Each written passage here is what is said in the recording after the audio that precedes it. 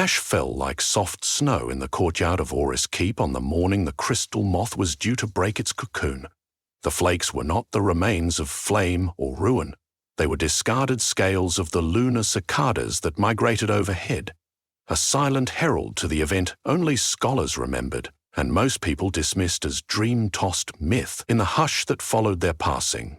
Liren, royal archivist of the Seventh Kingdom, closed her eyes and listened for a sound no human ear had ever caught. The first chime of crystalline wings striking daylight. It had been 999 years and 364 days since the last hatching. By dawn of the next, a new millennium would begin, or so the mathematicians declared in airy towers far from the border wars that cracked the realm. The kingdoms stood on the brink of collision, each ruled by descendants of monarchs once sworn to share the land's pulse. Yet treaties had grown thin as spider silk, and ambition had fattened like leeches. Lyran's own queen, Malinth, had sworn that if the old legend came to life, she would decipher it before any other sovereign dared stir from their throne rooms. The crystal moth prophet, the parchment said, bloomed from an opaline chrysalis buried inside the oldest oak on the continent. When its wings unfurled, they would capture dawn, noon, dusk, and starlight, refracting each beam into webs of prophecy. Constellations would bend, rivers of colour would cross the sky, and in that living map, the fate of every kingdom for the next 1,000 years could be read by those who understood the language of light. But no single kingdom held every grammar of that language. Each of the 7 possessed one secret vowel, one hidden consonant, one forgotten verb. Only by assembling the full dialect could truth be spoken or averted. Thus, the scholars said, the moth's design was a safeguard, unity or darkness, shared translation or certain ruin. Liren had read every scrap of lore, pieced scrolls together until her fingertips bore paper-cut constellations of their own. She was convinced the legend was more than a cautionary allegory. On nights when the moon drowned itself in cloud and the wind rattled the shutters like anxious knuckles, she felt the pull of something gossamer and luminous, whispering through her marrow. Prepare, prepare, prepare. She was prepared. But the field around Oris Keep was crowded with spies and hopeful pilgrims, each hungry for a glimpse. If the moth rose on her queen's soil, Malinth would insist it be held, caged, deciphered, its wings perhaps chipped for study. Liren's heart clenched at the thought. How does one imprison light without dimming it?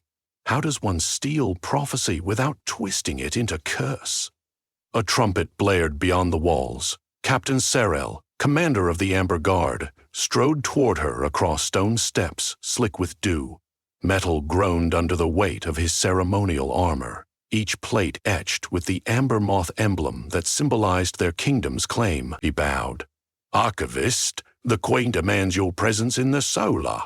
She has summoned the high glassmakers. She says the cocoon is stirring.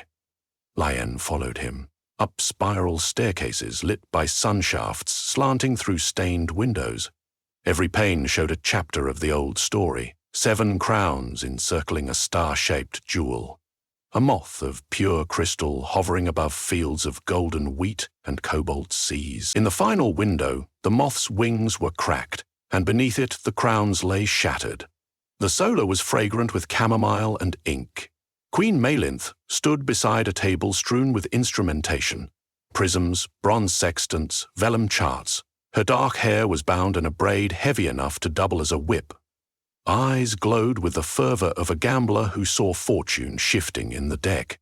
Liren, she greeted without looking up. The bark split an hour ago.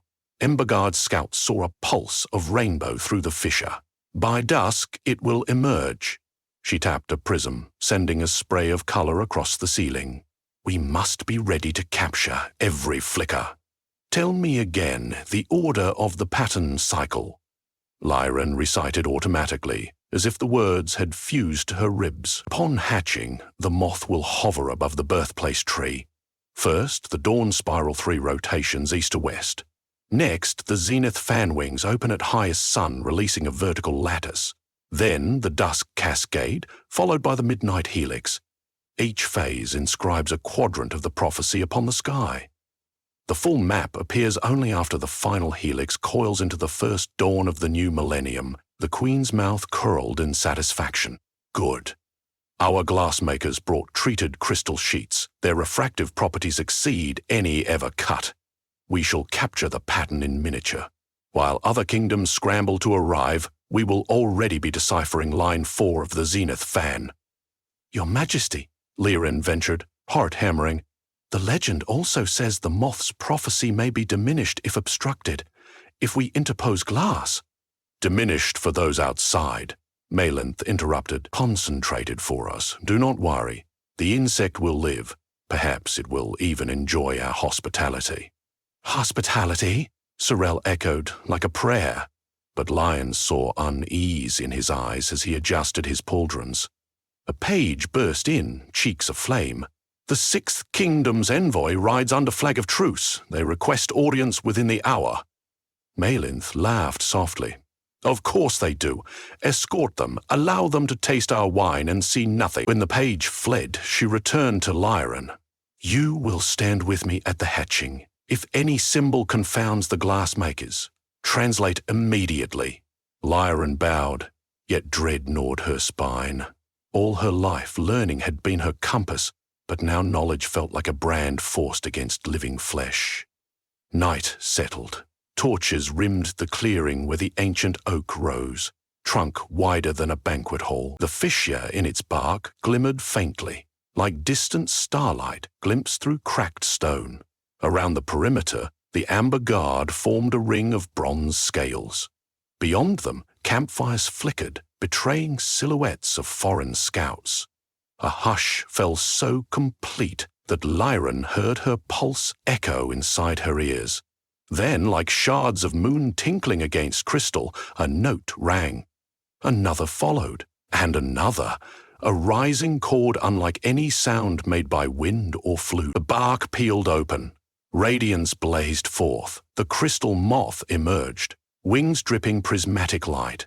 It was larger than any earthly moth, wingspan equal to 2 outstretched human arms.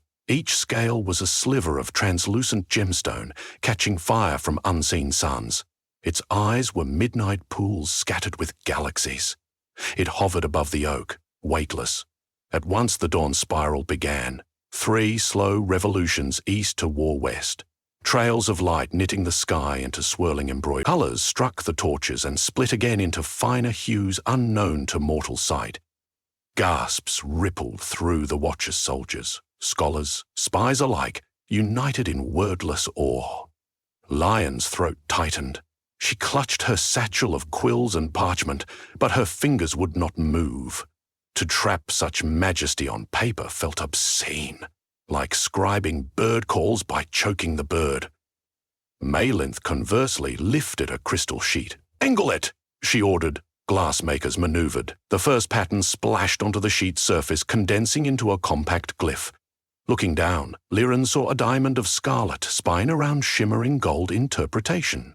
Blood crown, nourished by harvest. She swallowed panic.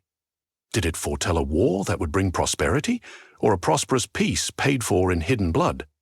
Without other kingdoms' syllables, the line was dangerously ambiguous. The zenith fan fired next. Beams soared skyward, fanning out like pages of a luminous codex and bathing the clearing in ivory fire.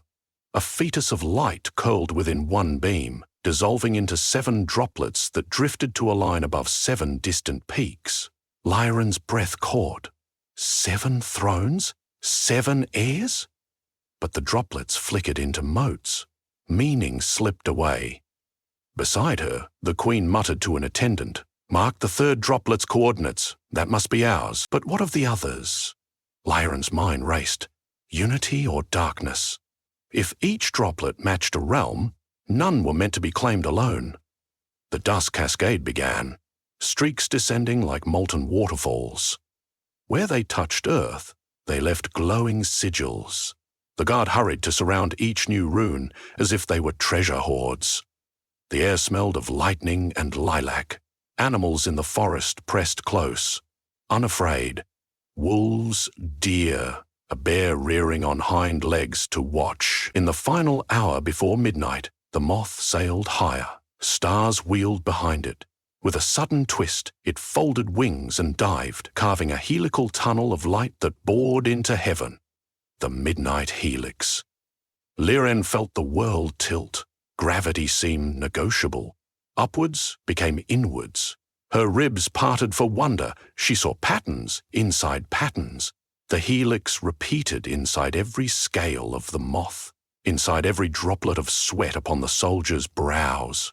Inside the quiet atoms of her heartbeat, the universe was a single breath held by a patient God. Then the helix snapped shut like a flower at dawn. Silence thundered. The moth hovered above the oak once more, wings trembling as though exhausted. On its translucent thorax, an ember of red glowed, dimmed, flared again. Queen Malinth stepped forward. Contain it. 4 nets of chain-link glass were flung. Liren cried, "Wait!" But the nets rose, shimmering, to ensnare the prophet. At first they seemed to pass harmlessly through light. Then the moth shuddered. Colours sputtered. The ember brightened into a wound. A hairline fracture zigzagged across one wing. Sound erupted. Shards of music breaking. A half-mournful shriek. Soldiers closest staggered, clutching ears as if the cry pierced bone. The moth's body jerked, sending arcs of light that scorched armor. Glass nets shattered, raining fragments. The creature tried to climb, but the broken wing faltered. It spiraled downward, crashed into branches, and landed among roots with a chime like 1,000 bells, dying. Malinth cursed. "Hold formation! Retrieve it!" Guard advanced, shields raised. Liren sprinted forward before thought could chain her. She dropped to knees beside the moth. Fractured wings bled motes of fading luminance. She reached out. The creature's eyes, those galaxy pools, reflected her face, small and frightened. It did not flinch. Her voice shook. "I'm sorry." Her fingertips brushed its thorax. A pulse shot through her. Images, words without sound. She understood at last. Prophecy is not fixed. It is interactive. A living script. To read it demands reciprocity. You give a vow, it grants a verse. 7 vows from 7 kingdoms, braided, create the complete tapestry. She had given nothing except curiosity, yet even that was enough to unlock a corner. She saw Malinth on a future throne forged from riverstones, weeping over a city of ash. She saw Sorel placing a crown on a child not yet born. She saw her own hands releasing living light into a storm. The moth's glow dimmed further. If it died, the map would die too, perhaps petrifying into opaque crystal, unreadable by all. And worse, such violence would echo for centuries, poisoning the course of the very fate all sought to control. A ragged breath touched her mind. Free. Me. She looked around. Soldiers circled, hesitant now, cut by earlier searing flares. Sorel approached, helm in hand, eyes soft. "Archivist, stand aside! She's wounded!" Liren pleaded. "If we restrict her again, we silence the prophecy forever." Malinth strode up, cloak snapping. "Forever, perhaps, but I require only 1 millennium of advantage." At that, something broke in Liren years of loyalty, to scholarship, to queen and country, to ordered shelves and careful neutrality. She rose. "Then you doom us all. Prophecy is not spoils of war." Malinth's gaze chilled. "Arrest her." Sorel hesitated. Past his shoulder, the encroaching torches of other realms burned at forest edges. Sonoi's making haste. Time drummed. He drew his sword, but reversed the hilt toward Liren. He turned to Malinth. "Your Majesty, I cannot obey." Gasps. The Queen's lips thinned. "You would betray your oath?" "I would honor the Greater One," he said quietly. "The vow we all took to protect the realm. Not merely the crown." Malin's hand went to her dagger, but before steel could flash, a voice rose soft, though it carried like cedar smoke. "If you kill each other beneath prophecy's cradle, The map will stain with grief.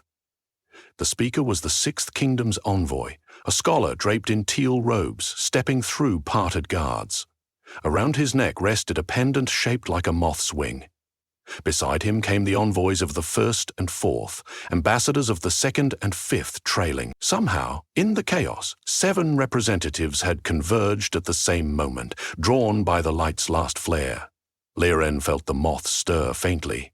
Its feelers brushed her wrist. Encouragement? She addressed the gathering. The legend demands unity. One vow from each kingdom, offered freely beneath open sky. Only then does the light align. We can still save her. The sixth envoy nodded. Our vowel is ith. It means listen. We pledge to do so. The first envoy spoke. Our consonant is guard. It means guard. We pledge to protect. One by one they offered their syllables. Sa for nurture. Bel for remember, Thay for endure, Ulm for share. Liren supplied the seventh's, Ren, which meant seek. As she pronounced it, she felt the syllables slot together in her mind like tumblers in a lock. 7 words shaped themselves. Ith, Gras, Sa, Bel, Thay, Ulm. Listen, guard, nurture, remember, endure, share, seek. A sentence emerged. Listen, guard, nurture, remember, endure, share, seek. It was both promise and instruction. The moth lifted its head. Cracks on its wing glowed, sealing like mending glass. Light pulsed outward, surrounding each envoy in a lattice. For one suspended moment, boundaries dissolved. Liren stood not as archivist, but a cell in a great organism. She felt thoughts of strangers list through her heart. The first envoy's nostalgia for seagrass on western cliffs. The fifth's fear that her newborn son might inherit war. They felt Liren's memory of lonely corridors, where books were her only siblings. It was overwhelming and sublime. The moth rose, its wings now whole, beat once, sending a ripple across the sky. The dawn spiral reignited, but truncated, forging a new pattern, a repair. Lines shot to each envoy, settling as softly glowing tattoos on their arms, keys to individualized verses. Malinth stumbled back, eyes wide. Liren turned to her. It is not too late. Add your vow. She offered the queen her hand. Pride warred with uncertainty inside Malinth's gaze. Lightning flickered behind clouds, as if storm waited for her answer. Finally she whispered, Ren? Light threaded their fingers. The moth ascended until only a star of crystal remained. At dawn that star would dissolve, and the full sky scroll would unroll, but only to those bound by the vow. Soldiers lowered weapons.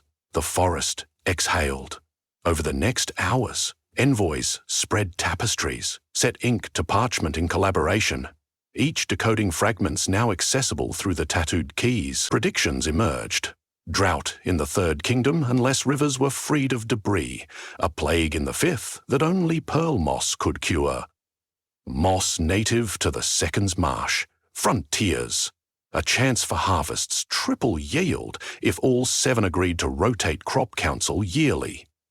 There were darker lines too, rebellion where rulers refused to heed the new pact. And sorrow should any attempt to wrench their verse from context. Liren worked until sunrise, translating, reconciling. When fatigue pressed her eyelids, she looked up at Malinth, seated beside her, crown set aside on grass dew-damp. You knew more than the rest of us, the queen said softly, yet you still offered to share. I knew enough to see missing pieces, Liren replied, and enough to know I could not claim them alone. Malinth's gaze drifted to the horizon, where the sun haloed the oak. Perhaps true power is not keeping all the light, but refracting it so others may see. Liren smiled. The moth would approve. In the weeks that followed, treaties were rewritten. Not perfect humans faltered, egos bristled. but the tattooed keys glimmered whenever one strayed from the vow, a gentle burn reminding them of the contract etched in living light. When disagreements threatened to harden, envoys would gather at twilight and read anew from the sky scroll, for its patterns shifted with their actions, offering guidance or caution. Liren was appointed keeper of the helix, charged with chronicling not only events, but the motives beneath them. Serral became emissary general, traveling between kingdoms with the skills of warrior and mediator. The oak, now sacred ground, grew a new, faintly iridescent sprig whose leaves chimed together in the wind like tiny bells. One evening, alone at the oak's base, Liren felt the hush again. The air sparkled, the sprig's leaves parted. A shard of crystal fluttered down, no larger than her thumbnail, a single molting scale left behind. It pulsed once, twice, then dimmed, settling into her palm. She tucked it into a locket, close to heart, a reminder that prophecy is partnership, and that light, when shared, becomes map and torch both. Far above, beyond clouds, the moth soared on invisible currents, surveying 7 lands now stitched with tenuous hope. In another 1,000 years, its descendant would hatch. Whether it found kingdoms still bound by vow or realms fractured anew was not yet written, but for the first time in centuries, the future had room to breathe. And so, under a sky no longer hoarded, the 7 kingdoms stepped forward into dawn, following a prophet whose wings were made of every color ever dreamed.